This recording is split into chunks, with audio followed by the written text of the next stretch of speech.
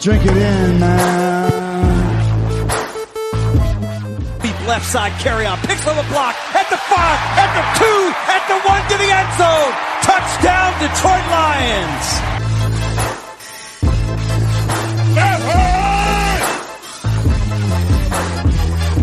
Drink it in, man. Get up, Stafford throws. It is end zone. Caught! Oh, baby, what a catch! Kenny Galladay, you're a freak! What a catch! Touchdown, Detroit Lions!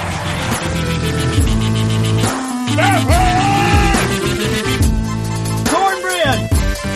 I love the Lions! Say it with me! I love the Lions! Drink it in, man. Detroit Koolaid, what's going on, everybody? Friday, back in the house. Me and Grifka had a fun show on Wednesday. If you didn't check that out, please go back and listen. We talked about the Cardinals review, which is pretty tough to do, but we had some fun. We did a couple Caruso, which I know that people like. Me and Grifka argued with each other about TJ Hawkinson, as well as he got a few shots in on Taylor Decker and Baker Mayfield. Baker Mayfield. And, we had callers come in. We talked about like how we're feeling after that game. Just lots of good stuff on that show. We even got some fan questions in at the end, which was cool. Grifka, after that intro, it's Friday. What the heck's going on? Oh, man, it's going to be the home opener. I mean, you're going to be there, stoked. Gosh, man, it's a new game, man. It's one of those things. The home opener is always the best. And thank God it's Friday. What would the letters for that be? Oh, TGIF. There we go. We got 3 bells right off the get go. You know it's gonna be a good show, people. I'm just throwing it to you, Grifka. What are we talking Lions? What the heck's going on a Friday? I'm ready for anything you can throw at me. Let's do this. Okay. First of all, once again, I got a small soapbox here. Okay. There I realize it's been 1 week. Oh boy. And before we talk about the game, I want to say this. Okay. I realize, the Lions tied the Cardinals. The Cardinals had, 3 wins last year. They're not expected to do a whole lot. But, everybody's power rankings have come out. Yeah, exactly. Everybody's power rankings come out. And, and obviously, a lot of people are down on them. But one guy in particular actually has them the 3rd to worst team in the NFL. And his reasoning is because the Giants and Dolphins are still in the league. Okay. There's no way that the Lions are the third worst team in the NFL. You teed this up. You said the Cardinals and you talked about them, but you're saying somebody said the Lions were the 3rd worst team in the league and could be the worst? Is that what you said? Right. You said they could be the worst if there weren't 2 other scrub teams below them? Exactly. If there were 2 other scrub teams, they would be the worst? Are you kidding me right now? Exactly. That's ridiculous. Exactly. I mean, really? Come on. Yeah. I mean, gosh, I was just like, I read that and all I could do was just shake my head. Like we talked in, it felt like a loss, but still, there's no way they're the 3rd worst team in the NFL. I just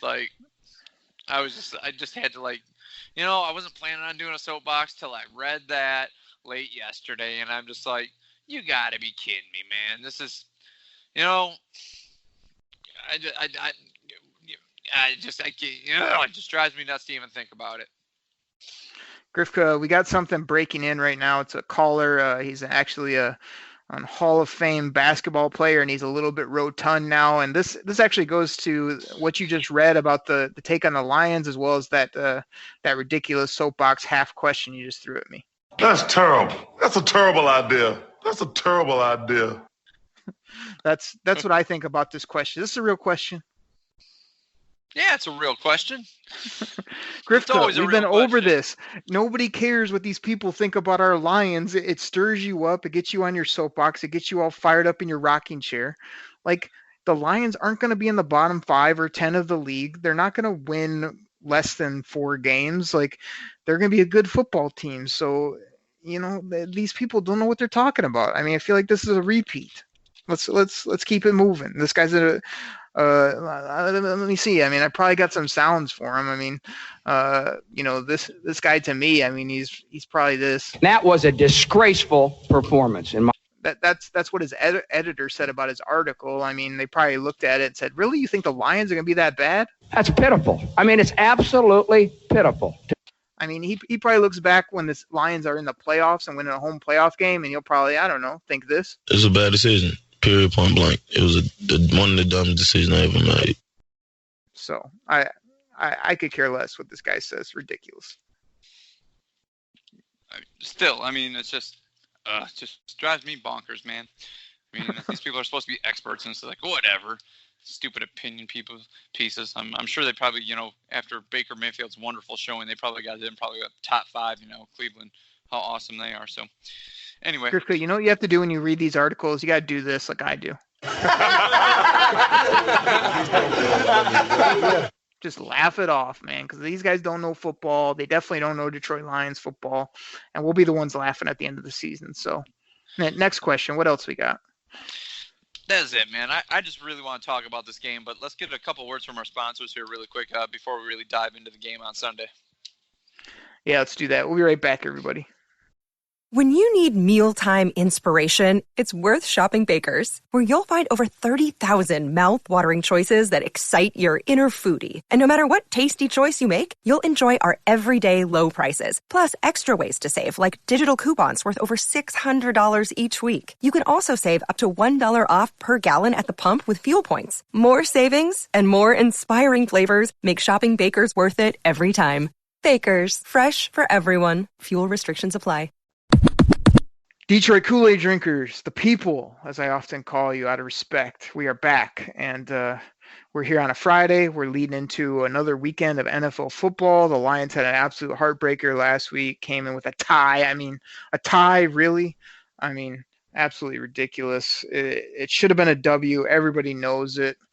They're going to have to rebound, and we are all hoping, and like you said earlier, me and you will be there. We're going to tool around. We love people to hit us up on Twitter and let us know maybe where you'll be. Me and Grifka might just take the football, walk around town, and try to find some of the Kool-Aid drinkers or walking around. And if you see some guys that probably are holding some Kool-Aid packets, handing them out to fans, that'll probably be us. But looking forward to it. Hopefully they can rebound. Grifka, you want to give out that Twitter handle, do a cheap plug for a couple things right now, like you normally do?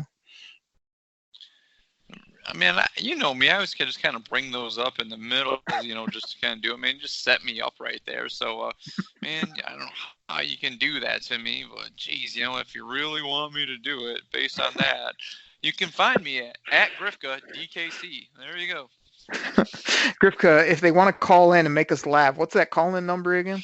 Man, everybody knows the number. I say it all the time. But, hey, if you don't remember, give us a call at 989-272-3484. Or you can text it and tell us how awesome we are. Or if you think we suck, say what you disagree with us. But, hey, either way, any publicity is good publicity either way. So I appreciate it. Once again, number's 989-272-3484. We're not selling anything, even though my voice sounds like I am trying to sell you something. Grifka, that's a bell for the cheap plugs, but I like it.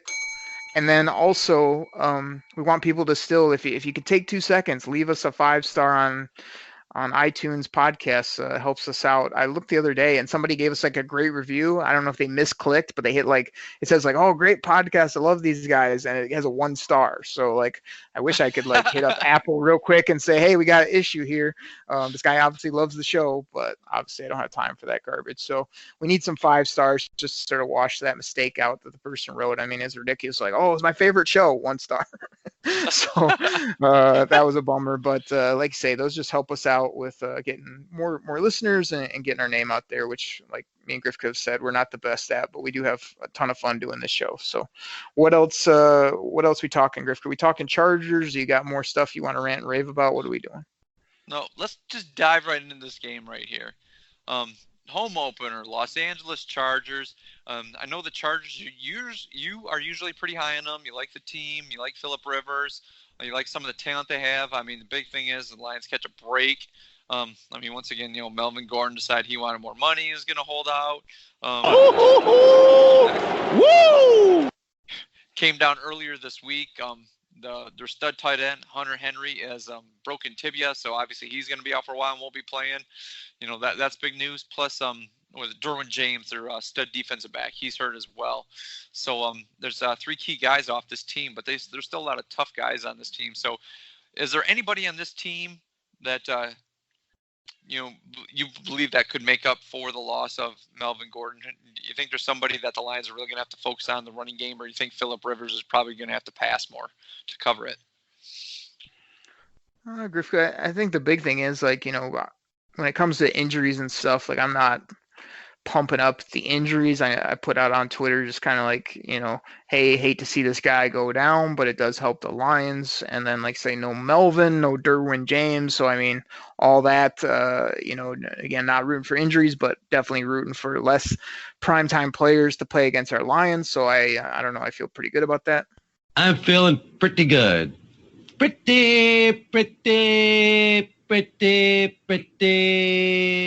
good. So, I mean, I think that's going to make a big difference. I mean, those guys are no joke. That's probably 3 out of their top, 6 players, I would say, on their football team being, not there in Ford Field. So that's got to help us. Like you say, the Chargers are a good team across the board. I mean, I wrote up in my Fantasy Football Weekly this week that, I feel like Austin Eckler is a guy that balled out in week 1, and you're going to have to keep an eye on him, but he's not a guy walk into a week just having to totally game plan around. I mean, I always love Phil Rivers' game because he talks smack. He throws from that shot put angle that he throws, and he just always seems to put the football where it needs to be. But even Mike Williams, too, is banged up. I don't know the exact status on him, but I know that he was having some, I think it was lower leg issues of some sort. And man, if he's out, you're basically looking at Keenan Allen, Phil Riv, a couple of their backup receivers you got to deal with, and then a pretty decent defense missing a big safety. And like I say, I don't know their corners off the top of my head, but I can't imagine they're all world. So I think this is setting up really well for the Lions. And yeah, man, there's nobody that can do what Melvin does. I was getting a lot of heat on online with some of my takes about Melvin and what he does, and people, he's got terrible knees. He's not even been that good. I mean, go look at it. He's been in the league 4 years. 2 out of those 4, he's in the Pro Bowl. 3 out of those 4, I think he had pretty good stat lines. And then the one other year, he was hurt the whole year, basically. And the other years where he put up like 1,200 and double-digit touchdowns, he missed 2-3 games in those seasons as well. So this guy's a primetime player that's out. I mean, it's a huge break. We got to take advantage of it. Yeah, Derwin James out of the defensive backfield, like you said, I always thought he was a stud. And like you said, he's probably one of the top 6 players. I know last week you had talked about the Cardinals were missing their top 2 corners, but I mean, who they were missing? I believe the starting DBs cornerbacks for the Chargers was it Casey Hayward and Desmond King. I think that's who their starters are. I mean, those guys were both good in college, but they've been around a few years in the pros. But it's one of those things you don't hear a lot of those guys being lockdowns.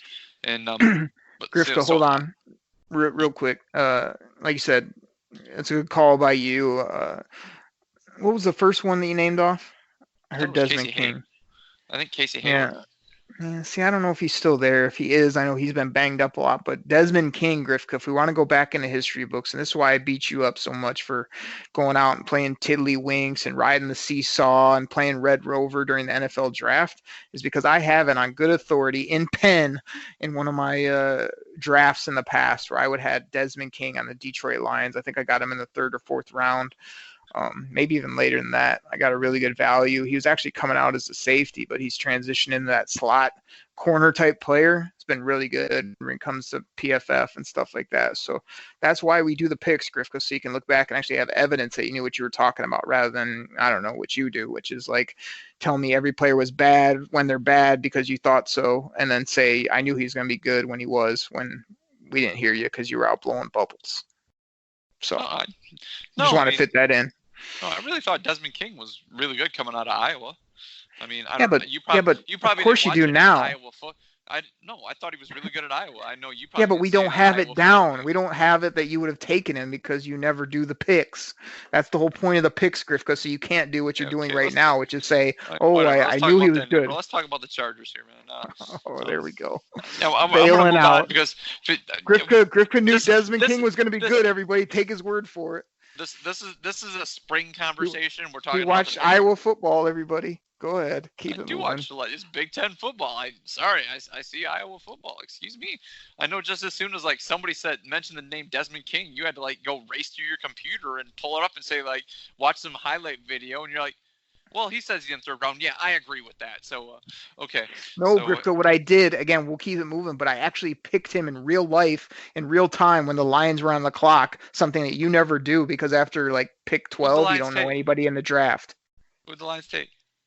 I have to pull the sheets they took, but Derek Oakley's picks say Desmond King, third, fourth round. That's what I'm saying. Whereas, like, that's how you know it's real rather than saying here in 2019, you're like, oh, I would have taken Desmond King too, Oakley. Like, we chalk that up to BS. No, like I'm not saying I would have took him. I'm just saying I thought he was good. Oh, my gosh. Anyway, I can't wait to keep having this argument, and then next year you'll be like, okay, Oakley, I'm gonna do my picks this year. And you're out there playing duck, duck, goose and crap. You realize what? We're gonna be sitting on a front porch in some old folks' home, and you're gonna bring up Desmond King, and I won't be able to get out of my walker in time to come over and club you with my cane. Right, and I'll club you because you go, Oakley, I knew he was gonna be good too, there, fella. And I'm gonna say, shut the hell up, Grifka. You're full of crap. Just a side note. And then throw the applesauce in your face. Yeah, I want Conrad sitting there with us too, because he'll be eating grits because he's from Huntsville, Alabama. Did he move, by the way? I thought he was like from Tuscaloosa before. He must have moved between phone calls. Yeah, he must have moved his trailer in between calls or something like that. So, he's pretty low. Yeah, he'll be living in Auburn, Alabama here pretty soon. So, anyway, so like you said, you mentioned Phillip Rivers, and with Hunter Henry out, and like you said, Mike Williams believes a little banged up, and that leaves pretty much Keenan Allen. And Keenan Allen seems like a wide receiver to me that no matter what, how many guys you throw on him, the guy just always seems open. Do you think Keenan Allen can kind of be a one-man wrecking crew for this wide receiving core against Darius Slay? Like you said, Rashaan Melvin played pretty well last week. You think he could be maybe the one person the Lions really, really need to worry about at the wide receiver position?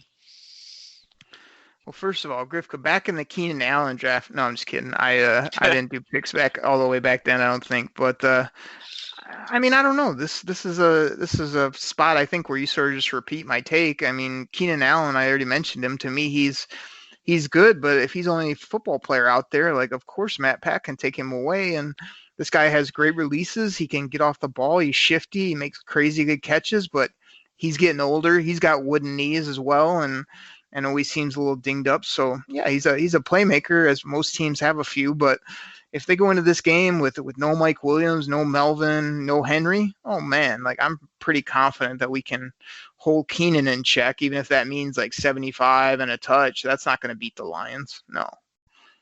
Okay. Yeah. I don't know. It just seems like you said, it seems like every time you see Keenan Allen, play, no matter how many guys they throw at him, he just always, like you said, he makes these miraculous catches. Like, how'd he catch it? How'd he get open when he's like really the only wide receiver on that team? And I don't know. It's just I kind of worry about him. I really do, simply because like I said, we talked about Rivers' quick release, and Keenan Allen, man, this guy runs real crisp routes, and the guy catches everything thrown at him. So. I'm hoping Slay is locked down on him, and there's a lot of finger wagging that day by Darius Slay. So, did you want him coming out in the draft? I'm just curious. Keenan Allen? Yeah, you knew he'd be good, right? Oh no, Keenan Allen. I mean, well, we know that you shook Darius Slay's hand. Everybody knows that. Yeah, I mean, of course. Even though I thought Jonathan Banks would be better, but then he got that toe fungus and he had to get his foot chopped off. But anyways, give the people the 2-minute version of the shaking of Darius Slay's hand story again, because everybody loves that. Well, sure. Me and you were standing there next to the fence, and the kicker they drafted. Who was that guy? he was like, these two kids were like getting a photo with him, and you look at me like, what is he like? Is he like their uncle or something like that? We started laughing about it. But then Slay walked by, and he was signing everybody's stuff, being nice, like he is. And then I didn't have anything to sign on me at that point. And, it's my fault. And I'm like, hey, I'm like, can I shake your hand? And he's like, yeah. So I shook it. I go, hey, you're going to be good. And he goes, thanks. And it was like freaking the soothsayer right there, man, calling it out, man. I was doing my best impersonation. And, I should have wrote that down. That's in some, quatrain somewhere, just like, I wrote it back in 1994. I was talking about a Lions defensive back, and somebody in the year 3000 is going to read that and say, like, see, Mike Grifka was talking about Darius Slay there. So there we go. I knew it, man. I was Rasputin, man, seeing the future right there. I'm like, you're going to be good. And it was right there. It was that boost of confidence that I gave him, turned him into the player that he is. Oh man, the story gets better every time. I'll leave out the part where I was yakking with Nate Burleson, and I think Nate Burleson actually said he was going to be good, and then you just repeated it, which you often do on this show. But my favorite way is how you deliver the story. I went up to him, I asked him if I could shake his hand. I did, and I said, "You're going to be good." Like that'll never get old for me. It really won't. It is. That's all it takes, man. It's that little shot of confidence right there. It was just he saw it. He saw it in my eyes, heard it in my voice. And my nice firm handshake, he's just like, this guy believes in me. I'm gonna play for him. It's what a classic moment in Detroit sports history. Commercial. Have you seen that Hungry Howie's commercial that he's done? He's just like, he's talking to the guy eating the pizza. He's like, you realize you've won a full day with me? And the guy's like, and all he's doing is eating Hungry Howie's pizza. And like, Darius Slay's like riding a bike with him, playing ping pong with him. Have you seen that commercial yet? I don't think so, but the other one where he's like standing in the line with the people, I loved just because of the way Darius Slay delivers his lines. I mean, anything he says is funny to me. So yeah. So okay, we'll move on here because we obviously know Darius Slay is going to shut down Keenan Allen. Let's move you over shook his to hand. What's that? Said you shook his hand, of course. I mean, it's implied. Yeah, it's yeah. I wish I could shake all the players' hands I like on the team, and because we all saw maybe Eric Ebron would have succeeded. Because remember when he was coming around to sign, I just kept backing away. I kept going. I'm like, gosh, I don't want his autograph, and I just kept. Maybe if I would have shook his hand, he'd have hands of gold. But who knows? As opposed to hands of stone. It probably would have hurt to shake his hand and be like, damn man, his hand's like concrete or something. Well, like you say, maybe. Thank goodness you didn't, because now we have TJ Hawkinson. So thank you again, Grifka. You are just unbelievable in so many ways. Yeah. The people know that. My next question here for you. This deals more with our offensive line. They obviously struggled a little bit against Terrell Suggs and Chandler Jones. And the Chargers coming with a couple stud defensive ends of their own, and Bosa and Ingram going. How do you think the Lions will handle, Bosa and Ingram with Decker and Wagner? It's going to be a big challenge, but I feel like we're going to do this every year. We're every week we just look at the other team's roster and go, well, what about these couple players? Every team is going to have good players on offense and on defense. So we're going to call them out. We'll figure out if we can get around them. But I mean, it makes it a little more difficult when you have two really impactful edge rushers, but I mean, if they don't have that, they probably have a good edge rusher and a linebacker, or some teams have two really good corners.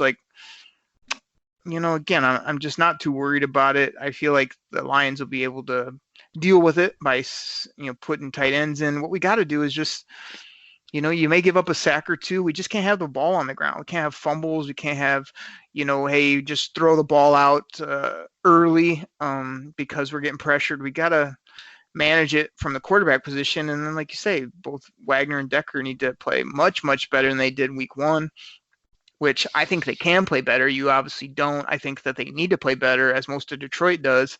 And I think the Lions will be able to scheme it up where they can, because the Lions can still run the football. They can still dink and dunk or stretch you deep. But protecting will be super important on Sunday at Ford Field, no doubt about it. I mean, probably priority one is keeping those guys off the quarterback, however you got to do it.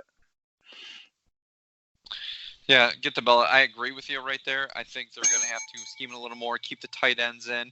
They're going to have to use a couple more of those chip plays with the wide receivers in tight. Kenny Golladay. I don't know if Amendola is big enough or strong enough to even chip. That might just be like a minor speed bump to one of those guys coming off the edge. So I believe they'll have to use the running backs as well. I don't know if that means, Nick Bawden. I thought there was a couple plays he did really nice picking up blitzing linebackers. He might have to stay in and help. Maybe, the big man, Anderson, and running back. I just don't know how well he is at picking up blitzes or blocking. Only seen a couple plays out of him as well do that. So I believe they're going to have to do that and take the lumps. Those guys are going to get theirs. I mean, they're that type of defensive end that can get to the quarterback. So they're going to get theirs. It's just, like you said, limiting the damage, not putting the ball on the ground, quick releases, things like that. So you mentioned the running game. Hold on. If Nick Bawden's okay at blocking, but not excellent, I mean, where would you put him, maybe? He's probably not that great. I think Nick Bawden, I haven't seen real smash mouth, but I remember seeing him in the game in Arizona, and he did have, on a couple replays, he really came up in there and took care of the first guy. And that's my favorite because I just remember so many years, especially the last handful, where the Lions were going with this, no, we don't need a fullback anymore. We'll put a lineman or we'll just put a tight end back there. And every running play, they're just getting blown up by that unblocked linebacker. Now at least we got somebody that can at least count for that guy. And I think it makes a big difference. A lot of teams don't go to it, but I love that big old fullback coming in there and taking out the linebacker and letting the running back get a couple more yards. Yeah, and I know they ran it the play once or twice in Arizona, even just the straight dive to the fullback. I know that play's used very, very little. I even like it simply because sometimes a lot of teams don't even expect that. And that's one of those plays that can, break off for some yardage right there. So I like that play. So I like having Nick Bawden in there. And I remember one of the plays that you talk about where the line kind of crashed everything down and the linebacker was coming to fill. It was on a short yardage play, and they ended up giving it to Carry-On. But Bawden blew up the linebacker, and Carry-On was able to, get 5-6 yards and get the first down. I mean, I know 5-6 yards doesn't sound like a whole lot, but it was a short yardage play, and generally on that, defenses are going to stuff the box. So it was either that same one or there was another one too where he kind of got in there and just redirected his guy. You don't have to always kill the guy with the block, but just sort of turn your body, get in the way. There was even a kind of a reach block by an offensive lineman where he got up to the second level and just turned the guy inside, which is all you really needed to do to make the run play good. So those little things, like you say, a couple yards, 5 yards, 10 yards, it doesn't matter. That little bit of execution, especially from a physical level, is what we want to see from this football team. Be physical in the run game. Against the defensive line and linebackers of San Diego, I believe the Lions had, if I got the stats right, they had a combined rushing over 100 yards, but that did include the Matt Stafford, was it the read option play where he scampered out for 12 to 15 yards? That put him a little over 100 yards. Do you see maybe a better day running for the running backs, or are you thinking maybe kind of the same thing where, combined they have around 100 yards, or do you think maybe Carry-On can bust off and break 100 this week? Well, I'm usually always the positive one on this show, so of course, I'm looking for the way I feel NFL football works, and a lot of people don't see this the way I do, but I feel like things even out. So, I know I got after you last show about Hawkinson, but I feel like if Hawkinson goes out, get 130 and a touch, your best bet is to sort of expect the next week that it might be, 50, 60 yards and no end zone, and then maybe a week or two later, maybe he busts out for 80 and a touch, I think it kind of goes up and down like that. If you blew up one week, the coaches sort of maybe go away from you or go to other options because they think the other team's going to focus on you. So, the running game wasn't good. So in my mind, it makes me feel like they could be better. Now, I don't know if you said it or I haven't really seen it, where the Chargers rank in run defense, but I feel like at home, knowing you didn't run it that well, if week one, it'd be emphasis. And yeah, I think, there was a couple plays where CJ was physical again, got up there, banged a few people around. I forget if he threw that nasty stiff arm he likes to drop on people.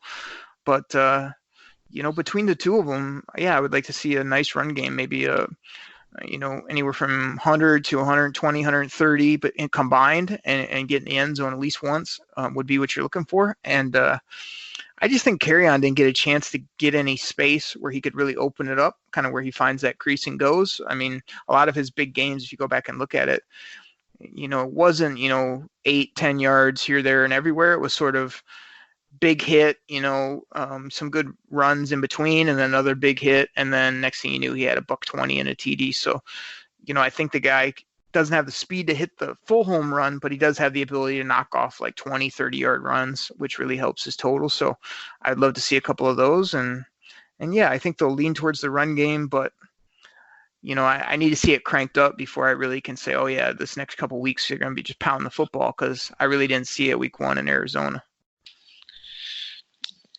Yeah, nothing is worse than when a team kind of announces that we want to establish a run, so the defense is like, okay, we're just going to stuff the box and try to beat us, and the whole game plan is they're just running it up there all the time, just trying to establish that run, which doesn't work out. Seems like we've seen that in the past, but I believe that the Lions will do that. They simply want to do that, where they want to get this run game going. They brought in the horses to try to do it with C.J. Anderson. They have Kerryon Johnson. I think they'll be able to do it a little better against the San Diego defense. Now, once again, it's easier with defensive ends that are always coming up. You're not really blocking them. You're just kind of letting them go, and you're just kind of pushing them out of the play, which creates creases. And I really think that benefits Kerryon in a game like this. So, like you said, somewhere probably like around 130. I'm hoping more like maybe like a 150, something like that. That means obviously the game's going the Lions' way. They're running the ball pretty well. They're keeping that potent Los Angeles Chargers offense off the field. So I would really like to see that. So, but 120, 130, combined, I could live with that. I'm not saying neither one has to break the C note on that. But you know what I'm hoping that me, you, and all Lions fans say after the game on Sunday, especially when we're there in person, when we're heading out of the stadium, about the run game? I hope it's a quick entrance back onto the expressway. No, but I hope we're saying this. Wow.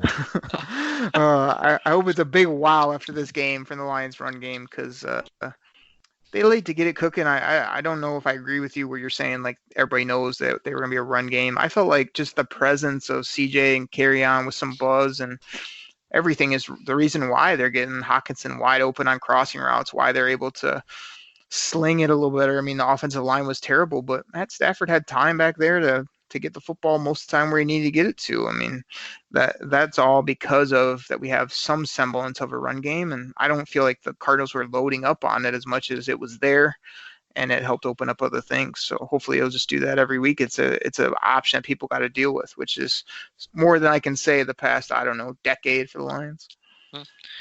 Speaking of Stafford, and I mentioned the one play earlier, did you like that play where Stafford, read the defensive end, did the read pass option, pulled it out, and then scampered off the edge for about 15 yards in a first down? Did you like that play when he ran that against Arizona? And would you like to see it more often? Grifka, me watching the game, seeing Matt Stafford run quarterback option, pulling the ball out and scampering. Wow. Absolutely unbelievable. Like, the funniest part is the minute he pulled it, it was just kind of like, it was like, oh my gosh, I gotta get the sideline. That's what I heard him saying in his head, because he just looked like he could not run quick enough to the white chalk, because it was like his life was running out and he had 3 seconds to get over there before he just blew up. It was so funny to me, but hey, I like it. I mean, Darrell Bevell said he's going to do some things different that he's not used to or not comfortable with. I'm sure that falls in that category. And I loved it because there's just a little wrinkle that it not only worked, but it's there. And hey, you may need that on short yardage. You may need that pull a rabbit out of the hat in week 9 where they hadn't seen that since, and you pull that out and get another 10 yards. That's crucial. I mean, I love that kind of stuff. Yeah, it's just another thing that defenses have to look for in a certain set. I don't know if I want, Stafford doing that, 5 times a game, but here and there, to scamper off the edge, because it was pretty obvious, like when he pulled that out, like the whole defense just took the fake and just crashed down, and that whole edge was open. And like you said, he was like running for his life at that point. It wasn't It was like watching Pee Wee football where like the running back breaks it and goes. He's not running because he's good. He's running because he don't want to get tackled and get hurt. So here's the crowd reaction to when Matt Stafford did this for Lions fans at least. What the hell? What the hell? What the hell? They were like, "Are you kidding me?" And then Matt Stafford, like before he can get to the sideline, his brain's just going and saying this. Help me! Help me!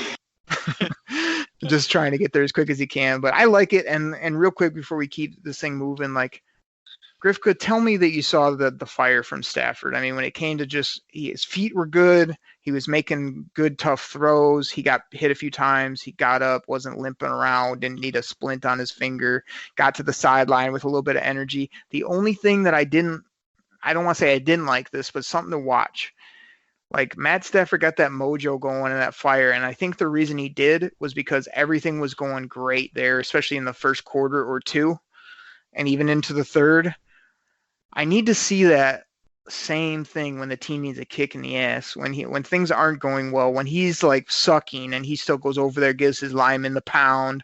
He's over on the sidelines, like firing his team up before the drive, not when like everything's going great. It's really easy to be the rah-rah guy, the slap everybody, do your, chest bump after a touchdown.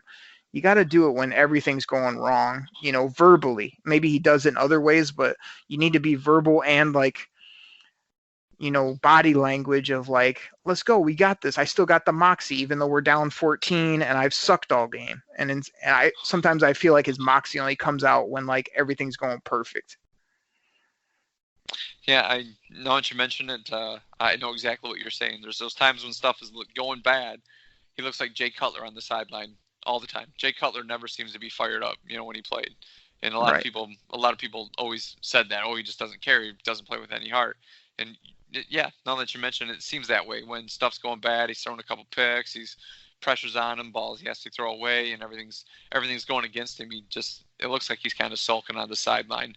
And then something needs to happen to light the spark for him to like get fired up. You're right. There's got to be something, okay, man, we got it here. We're going to go get the touchdown here and get back within one score. Yeah, you're right. It seems like he doesn't have that at certain times. So that's for the people. I'm just going to do one Grifka Bell because that was like 3 you're rights, which is equivalent, I think, at least to one I agree with you.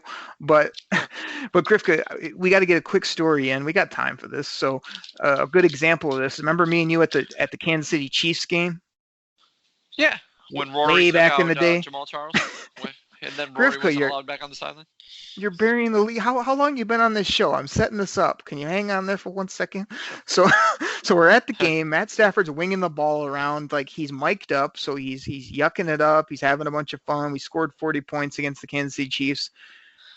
Okay, Grifka. And this is when I go, hey, Grifka, you want to share one of the great stories with all the people real quick from that game? And this is when you do what you just did.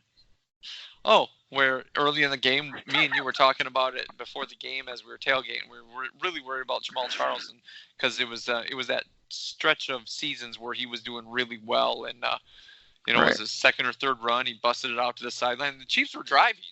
They were getting near the end zone, and he got forced out of bounds. And there was Rory, to lay the smackdown by the Detroit Lions drum line, and then torn ACL. Yeah, and I swore Rory got up, stood over him like the old pitcher Chuck Bednarik over Frank Gifford, and like flexed in his foam arms, and then all of a sudden we're like, "Where's Rory?" Rory was gone. We couldn't find him. He was on the sideline, and then all of a sudden we like see him like in the mezzanine, like selling nachos, and we're like, "Oh, okay, I guess that's what happens when you take out the other team's star player." So. Grifka, did you really do a Frank Gifford blast? I mean, do you want to take a moment and talk about the Mason-Dixon or maybe the Pilgrims or some other type of ancient knowledge that you have? I mean, really, Frank Gifford?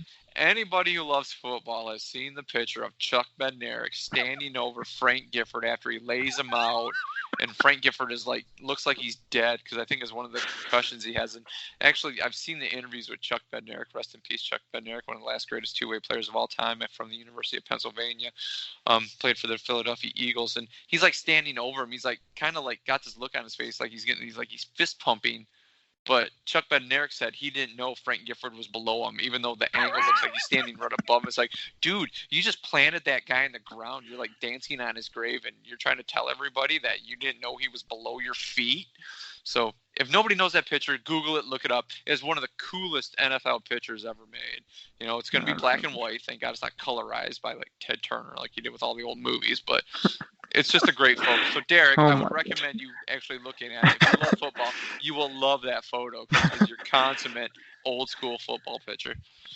Oh my gosh, Grifka's killing our demo once again, but classic throwbacks from Grifka, and we got in a good story, so good stuff there. Because once again, I believe we have a very knowledgeable fan base that listens to us, and these people are like, I know exactly what you're talking about, Mike. And you know how I know they're gonna know? Because they're gonna call into 989-272-3484 or leave a text to that number and let me know. Thank you. Or they're going to hit me up at Grifka DKC on Twitter. Let me know. It's like, Mike, I know exactly what you're talking about. It is a great photo. It's almost as cool as the picture of Y.A. Tittle kneeling down in the end zone with blood dripping down his forehead. Wait, Derek, go look at that one too. That one's after an NFL championship game where the Giants lost, and Y.A. Tittle's like kneeling. It was once again. It's a great photo. It's in black and white. You know, but it's a great photo of old-time football. And once again, our very knowledgeable Lions fans are going to know what that photo is. And you know what the 20s, 30s, and even younger are going to think about that 5 minutes you just wasted of their time, Grifka? Something like this. I think we left the window open. You have no idea. They have no idea who those people are, what's going on. I'm sorry. They're going to be more interested in the Progressive Insurance Baker Mayfield mowing the field. Oh no, you mow your field at your own house. Yeah, like Baker Mayfield cuts his own grass. Please, don't give me that crap like you got some walk behind and you're cutting your grass, Baker. Or you're like trying to flip the circuit breaker. Does it work now? Shut up, Baker. Yeah, that's where you're making all your money because people because ESPN like sucked you off and like, oh God, we want Baker Mayfield. Baker, you still suck, okay? Yeah, you want to let you know your team wears brown and orange jerseys. Okay? Yeah, you should have known that. I don't know if you're colorblind or not, Baker, or maybe you had a little grass, grass shavings in your house from cutting your own grass. Whatever. So, yeah, Grifka, all your young 20s are going to be like, show me more about Baker Mayfield. Baker. Whatever.